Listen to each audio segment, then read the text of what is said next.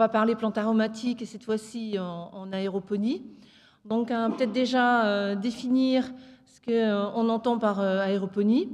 Donc, vous allez voir, les plantes sont maintenues en suspension dans une enceinte et elles ne vont pas être du tout en contact avec un support physique. Elles vont être alimentées par une solution nutritive qui va arriver au niveau de leur système racinaire.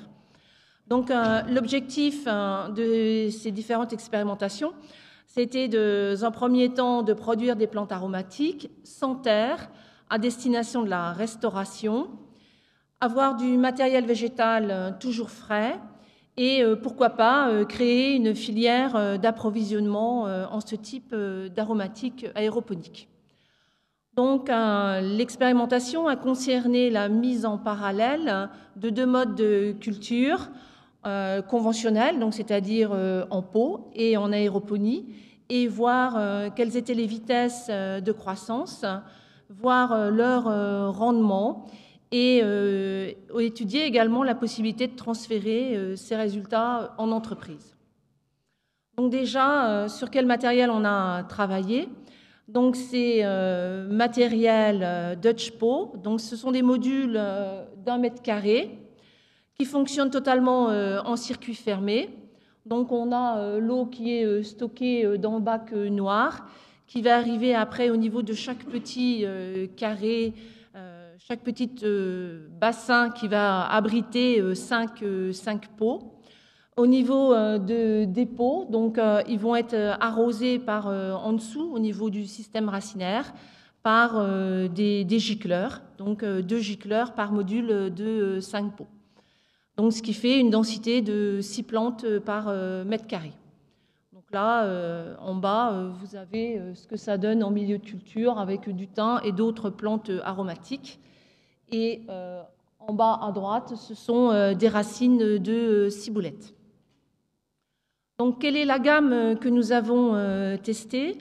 Donc, on s'est rapproché d'un critique gastronomique pour un peu avoir son expérience au niveau des attentes de la restauration par rapport à la gamme d'aromatiques à travailler.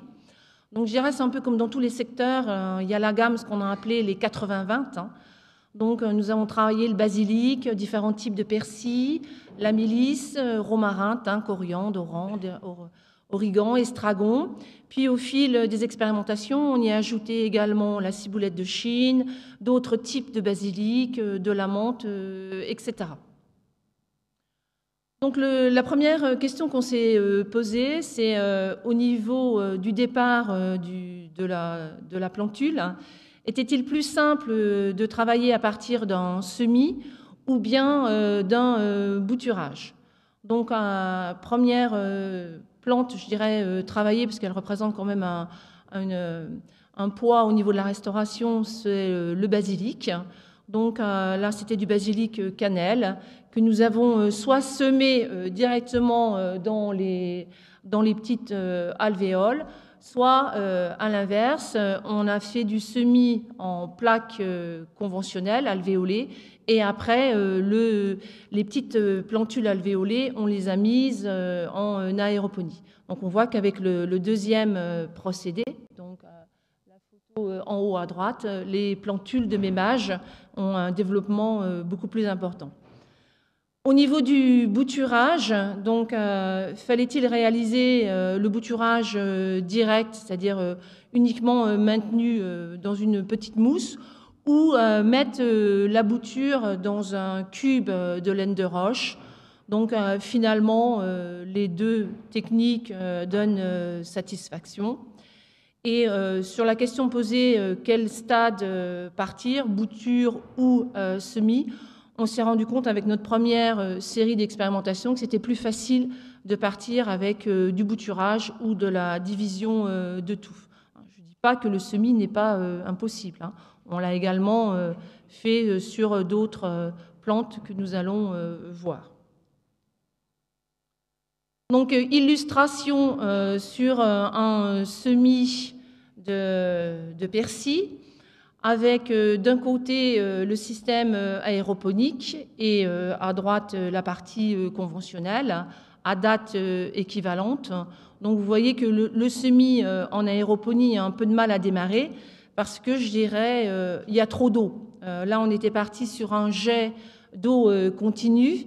On s'est rendu compte par la suite qu'on pouvait très bien faire des séquences d'un quart d'heure d'eau et 3/4 d'heure sans rien pour justement éviter entre guillemets de noyer les graines au cours de la germination. Si on veut mettre en parallèle d'autres plantes, donc là, bon, on a beaucoup travaillé le persil, mais il y a aussi la sauge. Donc les deux plantes, enfin, au sein d'un même taxon, les deux végétaux ont le même âge. On voit qu'en culture conventionnelle, en pot de 10,5, là, les pots bleus, les plantes obtenues sont beaucoup plus petites que celles obtenues par aéroponie. Qu'il s'agisse aussi bien du persil que de la sauge. Donc là, illustration du développement racinaire sur du persil. Donc ce qui est très impressionnant parce qu'on a un peu perdu l'habitude de suivre l'évolution du système racinaire lorsqu'on est en culture conventionnelle. Au mieux, on dépote et on voit le système racinaire qui est à la périphérie du pot, mais pas du tout ce qui se passe en réalité au niveau de la plante. Donc en aéroponie, on a un système racinaire naturellement très développé. On a également suivi, alors je mets tout d'un coup, suivi le développement de la gamme d'aromatiques. Donc qu'il s'agisse du basilic, où là, l'origine, c'était un phase jeune plant. Donc on voit qu'au début de l'essai et du développement de la plante, les deux modalités, c'est-à-dire production conventionnelle ou production aéroponique, les deux courbes de croissance sont intimement liées. Puis après, la plante en système aéroponique croît beaucoup plus vite que celle en culture conventionnelle, puisque au moment de la récolte, la masse fraîche du basilic, en aéroponie, on avait 275 grammes contre 50 grammes à peine en système conventionnel. Si on regarde ce qui se passe sur un autre modèle, la sauge, qui, elle, est issue d'un semis direct, là aussi, en aéroponie, on a 102 grammes contre 77 grammes en conventionnel. Donc on a un gain de croissance à poids identique de l'ordre de 4 à 5 semaines en aéroponie par rapport au système conventionnel substrat. Donc ce qui nous a amené à conduire à l'élaboration d'un certain nombre de fiches qui se présentent toujours sur le même schéma, à destination des horticulteurs dans le cadre d'un transfert en entreprise, où on y retrouve un peu, je dirais, les clés de la réussite. C'est peut-être un peu pompeux, mais enfin, un fil de route à suivre. Donc, qu'est-ce qu'on a observé? Quand est-ce qu'on a mis en culture? Semis, bouturage, la durée? Est-ce qu'on a été confronté à des problèmes sanitaires? Quels ont été les équilibres nutritionnels qu'on a apportés? Quand, etc. Donc, normalement, avec ce A4, on doit pouvoir se débrouiller à cultiver les végétaux en aéroponie. On s'est donc, comme je vous l'avais dit au début, on s'est associé avec monsieur Zenner, qui est un critique gastronomique, qui est passionné de botanique et de restauration. Donc on l'a fait tester à l'aveugle, donc toute une gamme d'aromatiques. Donc on retrouve nos différents basilics jusqu'à la verveine, citronnelle, le thym, etc. Et lui, naturellement, teste à l'aveugle, ne savait pas quelle était l'origine du produit, s'il s'agissait d'un produit cultivé en pot ou issu de l'aéroponie. Et on lui a demandé de donner la valeur gustative. Donc, lorsque vous avez le signe d'égalité, ça prouve que quel que soit le mode de culture, le goût est le même.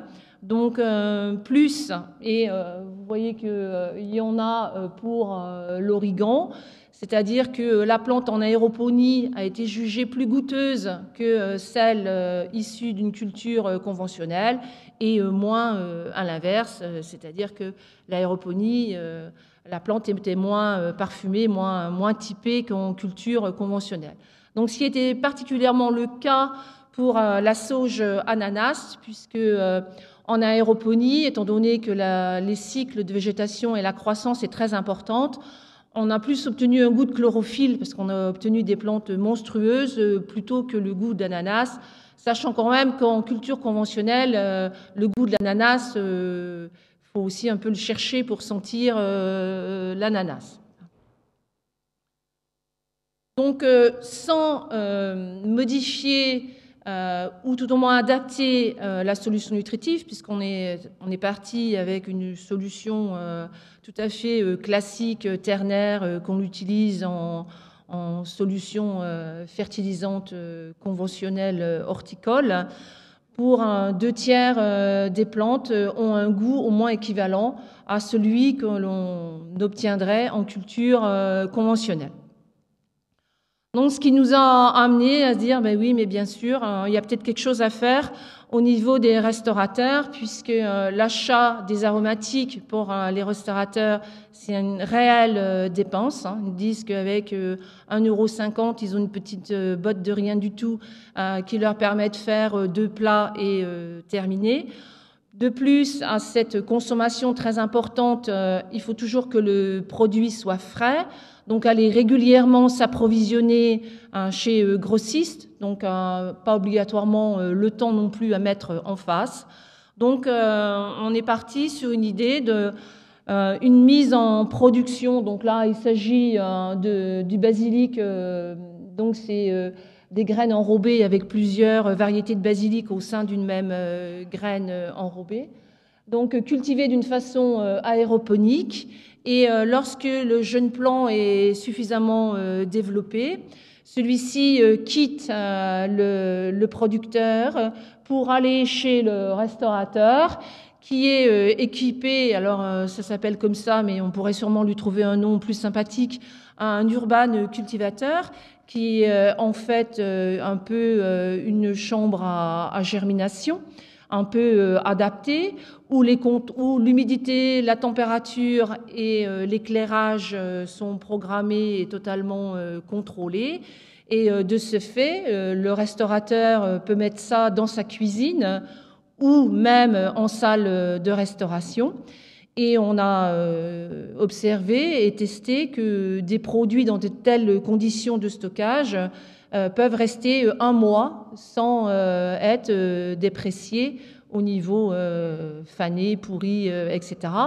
Bon, le but du jeu, c'est pas que le restaurateur les laisse 1 mois dans cette petite urban cultivateur, mais c'est qu'il puisse avoir toujours du matériel frais, et quand il n'en a plus, il appelle son horticulteur ou son grossiste qui vient lui livrer une panoplie de produits frais.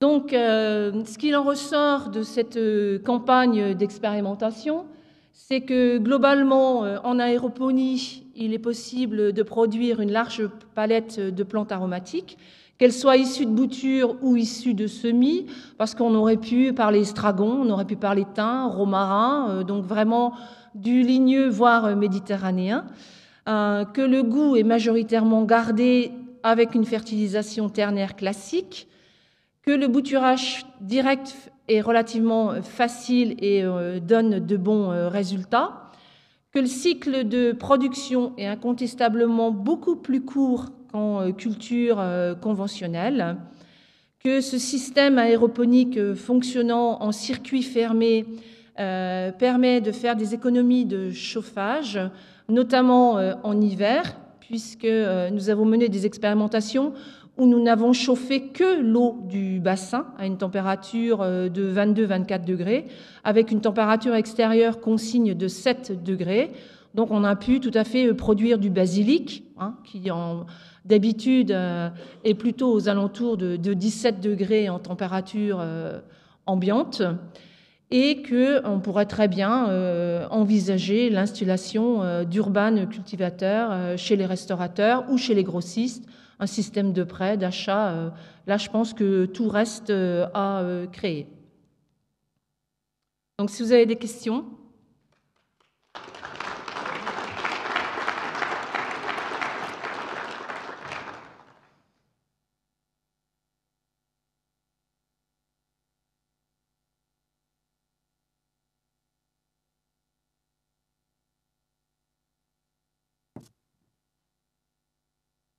Merci Jean Harzig pour le magazine Végétable. En complément des tests gustatifs que vous avez réalisés, est-ce que vous êtes intéressé à la teneur en matière sèche et au contenu nutritionnel? Parce qu'il me semble que s'agissant de végétaux, bon, effectivement, le gustatif est important, mais on a vraiment de vrais enjeux nutritionnels. Et je crois que ce serait vraiment intéressant de se poser la question du contenu et de ce qu'on apporte effectivement en alimentation consommateur. Exact. Donc nous, on n'est pas allé jusque-là. Donc c'est pour ça que j'ai bien précisé qu'il s'agissait des masses fraîches et non pas de matière sèche. Et non, on s'est arrêté à l'aspect vraiment gustatif, mais pas valeur nutritionnelle. Donc non, on n'a pas fait. Mais effectivement, parce que je pense que c'était une première campagne d'expérimentation, donc il fallait bien commencer par un bout, qu'on n'avait pas pensé, hein, je crois qu'il faut reconnaître aussi. Et depuis, j'ai rencontré un laboratoire qui est capable de le faire. Donc, comme c'est des essais qui perdurent, et donc on pourra très bien l'envisager. Oui, alors moi, ma première question, c'est déjà de savoir pourquoi vous aviez choisi l'aéroponie. Au départ, vous avez parlé d'objectifs. On aurait pu imaginer aussi de l'aquaponie, de l'aquaponie, du NFT. Alors, aquaponie, on fait également, mais j'interviens dans l'autre groupe. Donc, voilà. Donc effectivement, on fait des mini potagers en aquaponie. Donc, ça fonctionne tout à fait bien pour le basilic. Hein. Donc là aussi, sans analyse des valeurs nutritives, hein, ça, on n'a pas fait. Donc c'est le premier modèle qu'on a trouvé et qu'on a acheté, mais effectivement depuis on en a décliné d'autres. Donc je pense que ce qui est possible avec ce modèle-là est tout à fait possible sur d'autres techniques. L'objectif, c'était on voulait un système où il n'y avait plus de sol, quoi. Donc, on est parti sur restauration, salissure, terre, hygiène. Donc, on ne veut pas de terre. Et alors, entre les différents systèmes que vous avez testés, aquaponie, aéroponie, il y a quelque chose qui se dégage ou c'est équivalent pour vous? Alors, en expérimentation, on voudrait bien tout faire, mais comme on n'a que 2 bras et qu'une journée ne fait que 24 heures, donc on a été obligé de faire des choix. Donc, on n'a pas testé toute la gamme d'aromatiques comme je voulais énumérer, parce qu'elle est quand même assez longue en aquaponie. On est plus parti sur vraiment du basique, puisque c'est dans le concept du jardin de ville. Donc, l'éternel basilic, le persil, et après, on a décliné les légumes. Voilà. Mais on peut très bien demain faire des aromatiques en aquaponie. Je veux dire, du moment qu'on est sur de la feuille, c'est facile. Hein. Et excusez-moi, dernière question. Est-ce qu'il y avait un recyclage de l'eau qui servait à l'aéroponie ou... Donc là, en aéroponie, on est en circuit fermé. D'accord. C'est-à-dire le bac brun, l'eau est stockée dans le bac en dessous. Et chaque petit baquet, il y a une arrivée d'eau et l'excédent retombe dans le bac brun. Donc, on est complètement en circuit fermé. Il y a une correction de cette... Donc, on observe une fois par semaine donc, ce qui est pH et conductivité. Parce que c'est vrai qu'on peut avoir des dérives assez rapides, notamment en période hivernale, au niveau de l'acidification de l'eau. Donc, on corrige, on acidifie, on basifie, on suit la conductivité. Donc, mais on n'a pas voulu non plus trop se prendre la tête. Donc, Je veux dire, comme on voulait que ça soit aisément transposable en entreprise, donc il nous fallait un système simple et efficace. Donc une fois par semaine, pH, conductivité, et en fonction des résultats, on corrige, on apporte, voilà. J'avais une remarque et une question. Je travaille à Jean Blou Agrobiotech en Belgique. Et par rapport à la culture aquaponique, on a justement des tests qui viennent de se terminer où on montre qu'on avait des meilleurs rendements avec un système aquaponique découplé qu'avec un système NFT. Donc, mais c'est sur certaines cultures seulement, donc c'est aussi des tests, des premiers tests. Et par rapport au goût, on a aussi eu des tests sur la fraise, comme on produit pas mal de fraises en Belgique, qui ont montré que d'un jour de récolte à l'autre, on pouvait avoir un meilleur goût en culture hors sol. Bon, on avait encore de la terre, c'est dans des petits packs, donc hors sol, en recirculation de l'eau, qu'en culture bio pleine terre. Un jour, on aura un meilleur goût, l'autre jour, on aura un moins bon goût. Et quelque chose que vous avez aussi cité aussi, c'est qu'il y a une très grosse importance de la variété. Vous l'avez cité pour la variété qui avait un petit goût d'ananas. Ben là, c'est pareil. Ils ont montré que pour la fraise, il y a des variétés de fraises qui auront un meilleur goût en pleine terre que d'autres n'auront pas en hydroponie. Donc, c'est ça qui est important aussi, c'est de voir que ce soit adapté à la technique culturelle. Et alors, ma question, c'était par rapport à votre explication sur le développement des racines en aéroponie. Moi, j'avais l'impression inverse, c'était qu'en hydroponie et en aéroponie, les racines se développaient au final moins, vu qu'elles avaient une accessibilité à l'eau et une accessibilité aux nutriments tout le temps. Et donc, c'était même avantageux que les racines se développent moins, parce que ça permettait de produire plus de feuilles, dans le cas d'un légume-feuille. Je ne sais pas si vous avez une réponse à ça. Alors, pas sur plantes aromatiques, mais sur lavande, parce qu'on s'est dit maintenant qu'on a le système, sur quoi pourrions-nous le tester également. Donc, sur de la bouture de lavande, donc entre même jour, même lot de pied-mer, etc., système aéroponique comparé à bouturage en plaque alvéolée. Au bout d'un certain temps, lavage des boutures racinées en plaque alvéolée par rapport aux boutures racinées en aéroponie. On a deux systèmes racinaires qui ont un développement complètement différent. On a des racines beaucoup plus longilignes et moins ramifiées dans notre contexte en aéroponie qu'en plaque alvéolée. Même si, je dirais, en pesée de racines. Donc nous, on avait plus de racines en aéroponie qu'en plaque alvéolée, mais d'une conception et d'une morphologie complètement différentes. Bonjour, Maximilien Keugler, je suis également étudiant en agriculture urbaine à AgroParisTech. Moi, ma question, elle se porterait plus sur les aspects économiques en fait, de l'aéroponie. Et en fait, vous le comparez les techniques aux conventionnelles, mais pas forcément à des techniques d'hydroponie, aux NFT, etc. Du coup, est-ce que vous, sur vos systèmes de culture, là, sur 1 mètre carré, vous avez des éléments économiques à apporter en termes d'investissement et de production, de ce que ça peut rapporter ou pas? Alors, je veux dire, nous, ce qu'on a étudié, c'est la masse, la vitesse de production, donc afin de s'inscrire dans des schémas et donc des séries et des rotations. Je dirais, on n'est pas allé plus loin, parce qu'on est dans le contexte d'une expérimentation, c'est-à-dire que notre module fait 60 trous, 60 plantes. Donc, je me garderais bien de faire une approche économique à ce stade-là.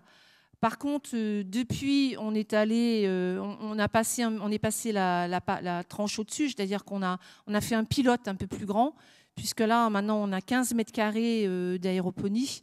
Donc là, on va pouvoir commencer à avoir une approche matériel-coût. Parce qu'autrement, les modules Dutch Aero et compagnie, on sait le prix au mètre carré. Quand vous annoncez ça aux producteurs, ils vous disent que c'est trop cher. Mais on peut très bien, avec un minimum de matériel, des bâches, des tuyaux, de la cornière. Bon, je ne vais pas énumérer, mais on peut très bien se bricoler, entre guillemets, un système qui est tout aussi opérationnel. Donc non, je suis désolée. Pas d'approche autre que vitesse de croissance, poids, etc. Question par là. Une question technique. Est-ce que vous allez aborder la problématique sur l'aéroponie? Pardon ? L'aéroponie, la pulvérisation de l'eau sur les racines, est-ce que vous l'envisagez dans votre future étude ? Ça fonctionnait comme ça, hein, sauf que c'était pas du fog, c'était des grosses gouttes. Hein. C'était des grosses gouttes. C'était des grosses gouttes.